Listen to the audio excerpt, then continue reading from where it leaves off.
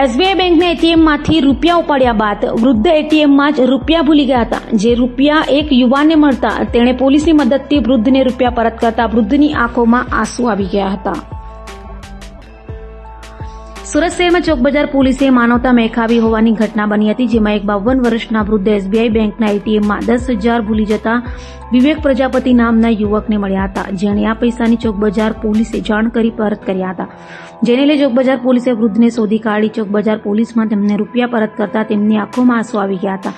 તો વૃદ્ધ પાનનો ગલ્લો ચલાવી ગુજરાન ચલાવતા હોવાનું સામે આવ્યું છે.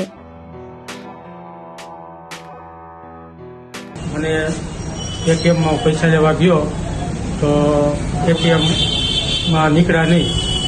પછી થોડી વાર પછી મેસેજ આવ્યો કે તમારા 10,000 રૂપિયા ઉપડી ગયા છે.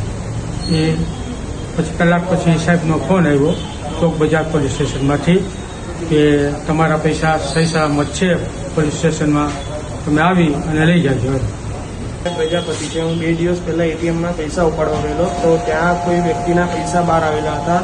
તો એ પૈસા લઈને મેં ચોકબજાર પોલીસ સ્ટેશનમાં મેં કોન્ટેક્ટ કર્યો અને એ પૈસા મેં ત્યાં જમા કરાવ્યા. તો ચોકબજાર પોલીસ સ્ટેશને એ જ પૈસા જે વ્યક્તિના છે એ વ્યક્તિને બોલાવી અને રૂબરૂ મારા હાથે પરત કરાવ્યું છે.